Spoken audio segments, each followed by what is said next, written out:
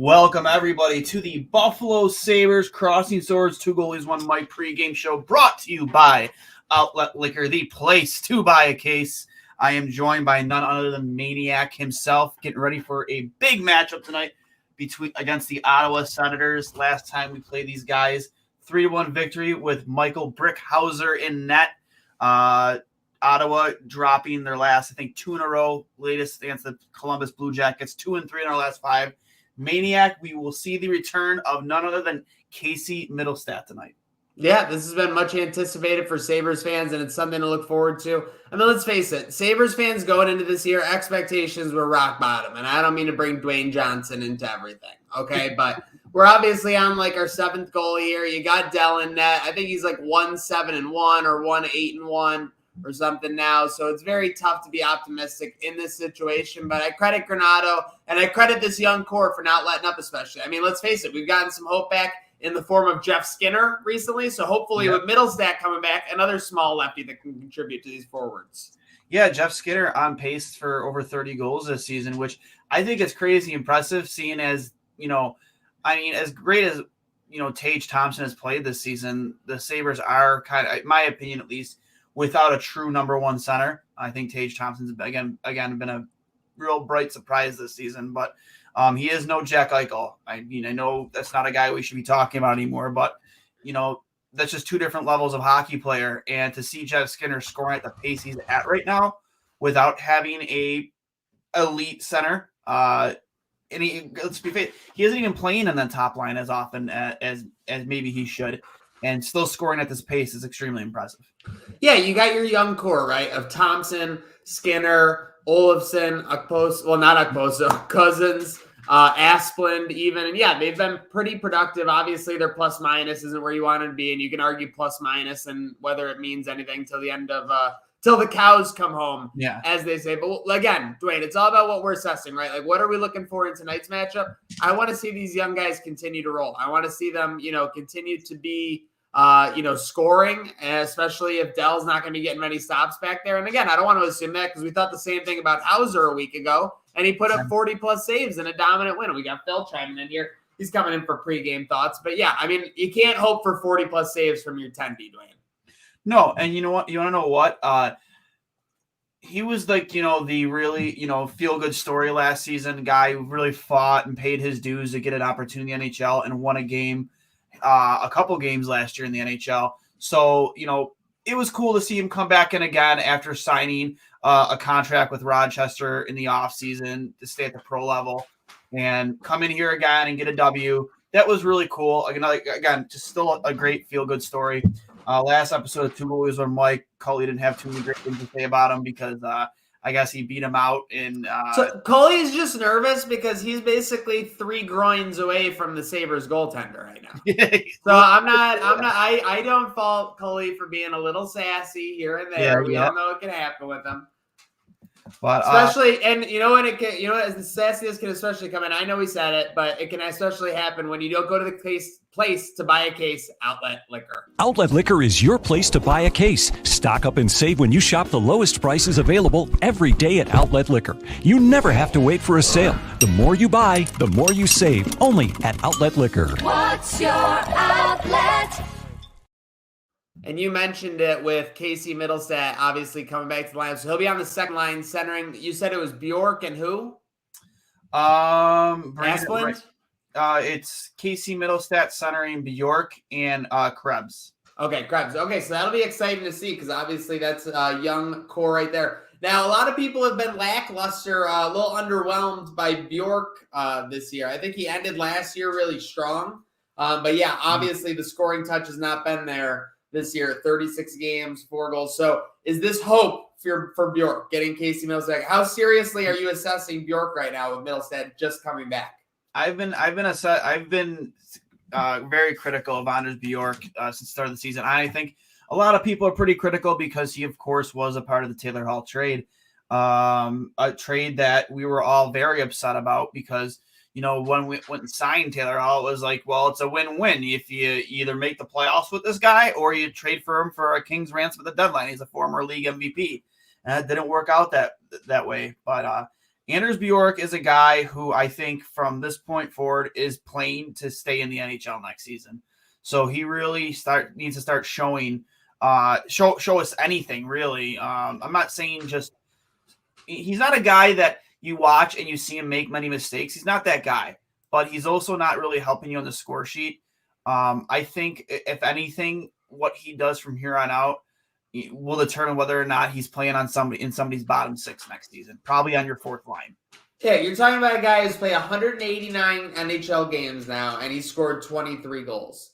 So plain and simple, that's just not getting it done. He's now played 51 games with the Sabres. He scored 7 goals. Like, that's not going to be good enough. And to be honest, even if he goes on a little run, I think you would still have to see something else, or maybe even put him on the third line or something with some, with a high ceiling potential there.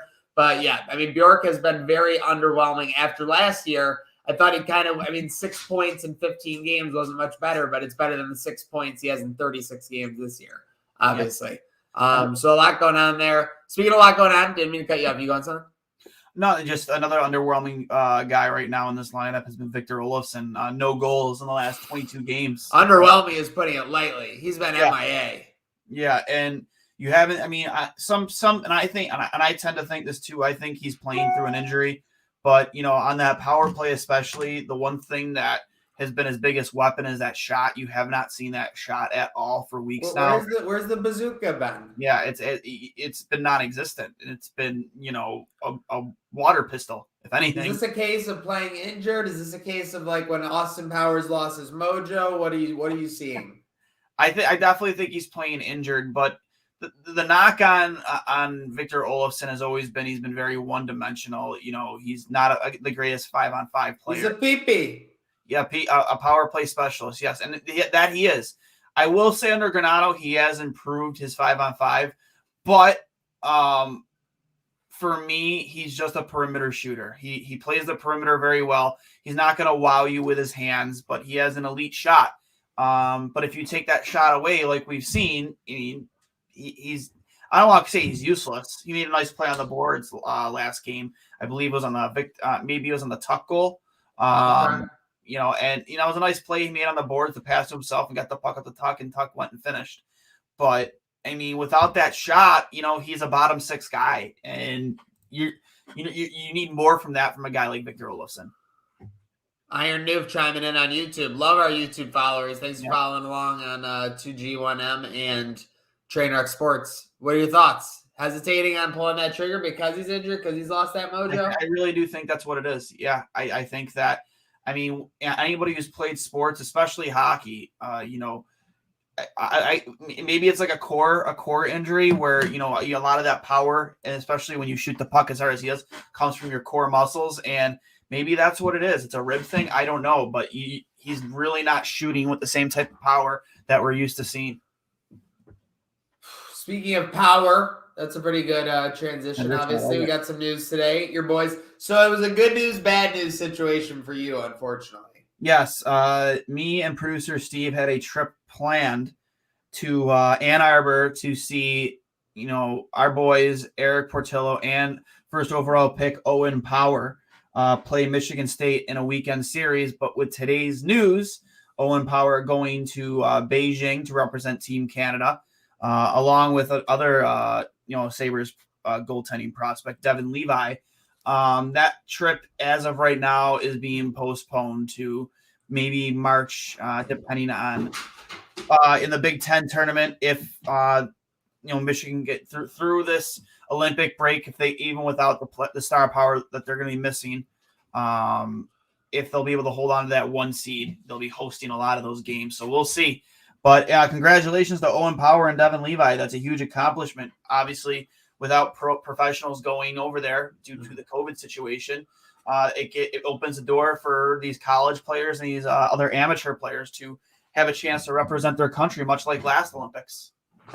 That is exciting. No matter what you say, international hockey, whether it's the juniors and, of course, the Olympics. We got Olympics starting in 10 days here. Very exciting stuff. Yep. Speaking of new matchups, speaking of exciting, so the over-under for this game is 6.5. It says something about the goalie matchup. It says something about the way both these teams are scoring, because the Sabres are only plus 148, so they're not a massive underdog. They're basically obviously you bet $100, you'd win 148 on him.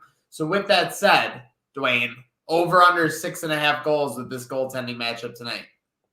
I think you would want to hammer the over tonight, honestly. Nothing against Aaron Dell or Matt Murray, but a little bit of a layoff here for Buffalo since their last game. It's been like 3 or 4 days. So, I can see this being a little more of a high scoring affair. Ottawa's been struggling too. Again, they've been 2-3 in their last 5, and that includes a loss to Buffalo. So I could definitely see this being a little bit of a more high scoring affair, especially with Buffalo's having a guy like Casey Middlestat back in the lineup. He's a guy that brings a lot of energy. He's probably your best two-way player. I consider him the best centerman that you have. And that really, obviously bringing back Peyton Krebs back into the lineup too after scoring the first 2 goals of his NHL career. I expect that line to keep buzzing the way they did last game. And again, it's an Ottawa team that has a very similar record to Buffalo, and they've been struggling a lot. What is, fast forward ahead before we do our predictions. I want 2 predictions from you. 1, how many goals from Krebs next year?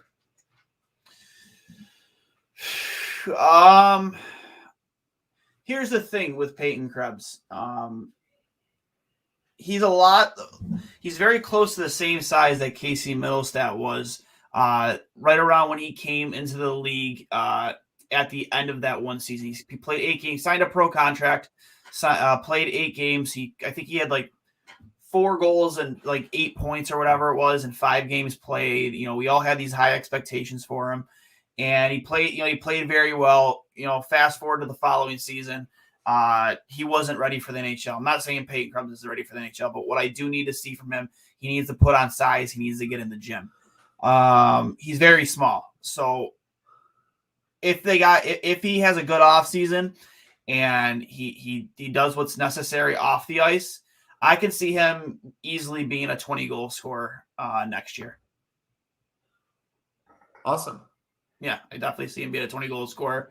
A guy who can possibly center your second line, maybe center your second, assuming that he plays center, center that second power play unit, and really contribute to a higher extent next season. You've seen his hands; he has unbelievable hands. He's a great shot. And again, with all this young talent coming up, the speed that's coming up, Jack Quinn.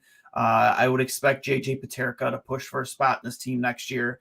And the players that we already do have, Dylan Cousins, Rasmus Dahlin, Joki Harju, Matthias Samuelsson. This team is going to be so young and fast next year, and I'm very, very excited to see what's to come. Not to mention 3 first-round draft picks as of right now in this next draft. Can make some noise for sure, especially given where that in the standings. My prediction, 5-3 Senators, pound the over. I think that Middlestat scores. What do you got? I'm honestly going to go 7-4 Buffalo. I think they're going to pick up where they left off. I have very little faith in Matt Murray as a goaltender. I don't think he's very good. He was supposed to be like, a big signing for them. When they did bring him in to be their starter. Obviously, Forsberg has taken over the net in Ottawa, again, on a struggling hockey team. And I think the additions of guys like Matthias Samuelsson, Peyton Krebs to the lineup, return of Casey Middlestat, I think it's really injected some more life into this lineup, some more speed. So I definitely, and not to mention Rasmus Dahlin has performed very, very well over the last, I'd say, month to 2 months. And I expect him to just keep continuing what he's been doing. Scoring at the, I think he's scoring right now at a career, to make career highs in points and goals.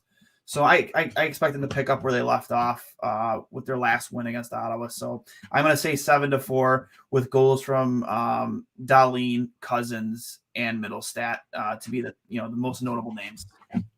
All right, folks, you heard it there. We might jump in at intermission. Make sure you're keeping it tuned, though, to Crossing Swords as well as 2 goalies, 1 mic, whether it's Facebook, YouTube, Twitch, Twitter, MySpace, whatever. We got Rick Jenneret coming up, and I hate the Senators. I just got to say, I hate the Senators. So let's go Sabres. I mean, obviously, I want them to get the best pick at this point because they're probably not going to make playoffs, but I hate the Senators. Let's beat the Senators. You think Tom from MySpace watches the pregame show? Yeah, and we're in his top 8. And they're in his top 8. Love it. And we hope we're in your top 8. Thanks for tuning in. Let's go Buffalo.